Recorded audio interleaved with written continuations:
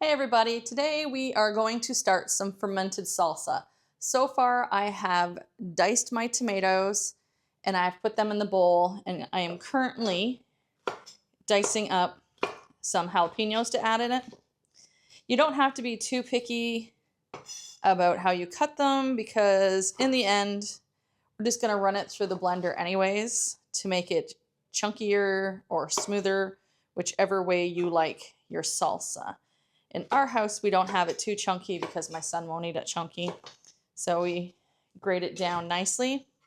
So you want to just, as you cut everything, add it to your bowl. Make sure your bowl is on the scales because with fermenting, you really need to make sure you are weighing everything. Our jalapenos are done and added to the bowl. Now we're going to dice our onion and add it to it. Like I said, you don't have to be too picky about what you do with these, with the cuts. You just want to get them cut up and in the bowl.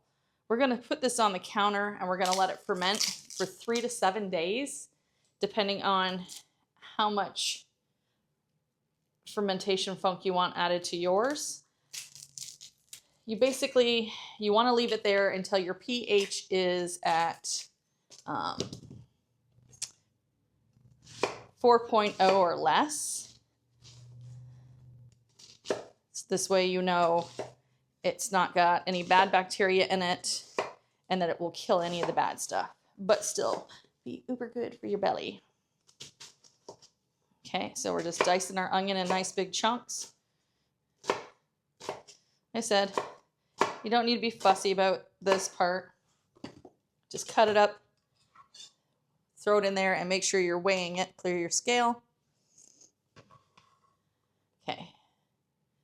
We want to make sure we're doing 310 grams of onion.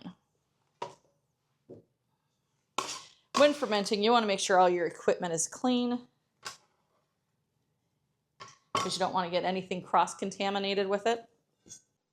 The garlic's just like everything else. You don't need to be really worried on it. Just break it up so you have more surface area to ferment in the salsa.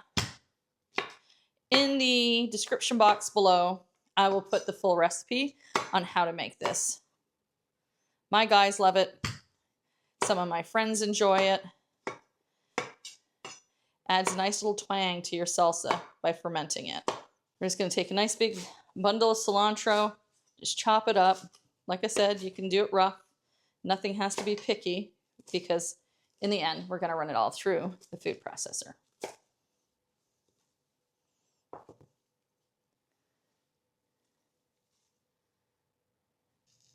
You want to make sure you get your salt measurement exact.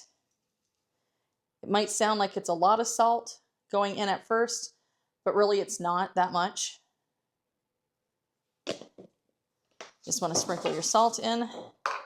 Then we'll put the bowl back on there. Now we're going to get our vinegar measurement. I've done everything in the recipe in grams. So as long as you have a food scale, you'll be able to follow along with this. Just going to dump that in the bowl. Last but not least, we are going to add the zest and the juice of 1 lime. Make sure you give it a good little workout on your cutting board so it juices easier.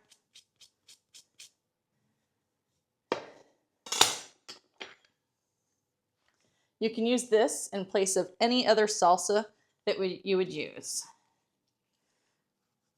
Tacos. My son likes to eat it with chips. Put it on top of some nachos. I wouldn't add it to the nachos before they go in the oven. I would add it to the nachos after they come out of the oven. Because when you heat things, you're going to kill all that good bacteria you built by fermenting your foods. And we don't want to kill that. We want to preserve that because that is going to help our biodome and make us healthier. Now all we're going to do is stir this up, get it mixed up real good, and then we are going to jar it. Just like canning, you want to make sure you have boiled your jars in hot water. This way they're disinfected and there's no bad things living in them. Once that's done, just let the jars cool and then fill them with your salsa. We've got our jars filled. Anything that's touched the cutting board, I am not going to pick up and put in these jars because we do not want to add any bad bacteria or germs. Once you have your jars made, put a weight on them. We'll give it a push down. These are just little ball canning fermentation weights. You're going to put your caps on. Remember, these are the breathable ones. We're going to put those on there. We're going to sit these on a tray so that I don't make a mess of my counters again. And we're going to sit them on the countertop out of direct sunlight for 3 to 7 days. I'll be back in 3 days to test these and show you how to use the pH strips and the little pH machine that you stick in them. It has been 3 days, so it's time to test the pH levels on this. We want to have 4.0 or below. Smells a little funky. Now, there's 2 ways to do this, and I'm going to show you both ways. You can use strips that look like this. What you do is you put them in, you pull it out, and then you need to match it to whatever color it's closest to. This one's looking like it's between a 3 and 3.5. They never match exactly, but you can get a rough guesstimate. The other thing you could get is a pH food meter, which is one of these. All you do is turn it on, and you make sure it's in the liquid. And this says we are at a 3.35. And then this jar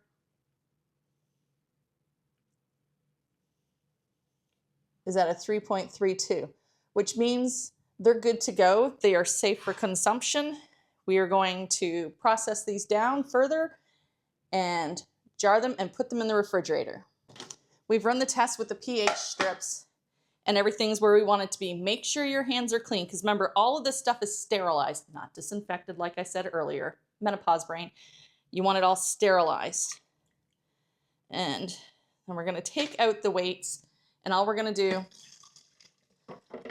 is put this in the food processor. Now, if you like yours good and chunky, you can leave it as is, but my son likes things ground down more, so we are going to run this through the food processor and make it less chunky for him. I don't want you to have to listen to this noise, so I will be right back. All I did was hit pulse on this a couple times until it's at the consistency that I know our household will enjoy.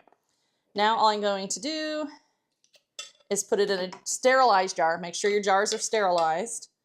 Put it in the refrigerator and enjoy this. Like I said, you can put it on your tacos or anything else. You could put it on eggs for breakfast. I'm going to jar this up, and I will be right back. As you can see from the recipe, I ended up with 4 nice sized jars of the salsa, 1 for us to keep at home, and some to share with friends. Now, my guys are all working today, so I'm going to be my own taste tester. So I'm just going to take a little bit of the salsa, put it on a chip.